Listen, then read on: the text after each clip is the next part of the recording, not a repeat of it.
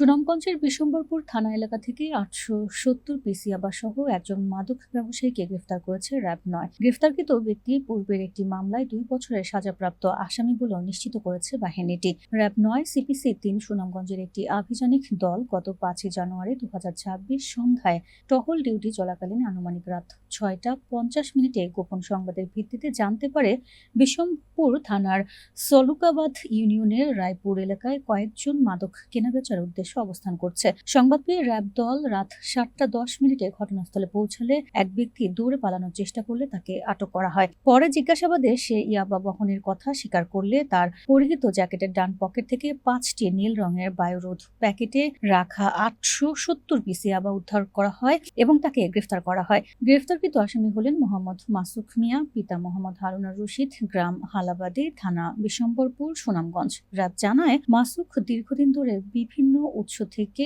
ইয়াবা সংগ্রহ করে বিশম্বরপুর ও আশেপাশের থানায় বিক্রি করে আসছিল। এছাড়াও তার বিরুদ্ধে তাহিরপুর থানার পূর্বে একটি মামলা GR নং ৩৪/১৫ বিশেষ ট্রাই মামলা নং ৭৮/১৫ এর রায়ের ২ বছরের সাজা ঘোষণা করা হয়েছিল, যা সে এড়িয়ে পলাতক অবস্থায় মাদক ব্যবসা চালিয়ে যাচ্ছিল। পরবর্তী আইনগত ব্যবস্থা হিসেবে ২০১৮ সালের মাদকদ্রব্য আইনের সংশ্লিষ্ট ধারায় মামলা দায়ের করে জব্দকৃত ইয়াবা ও আসামিকে বিশম্বরপুর থানায় হস্তান্তর করা হয়েছে। র্যাব আরও জানায়, মাদকের বিরুদ্ধে জিরো টলারেন্স নীতি বাস্তবায়নে তাদের অভিযান ও গোয়েন্দা নজরদারি অব্যাহত থাকবে।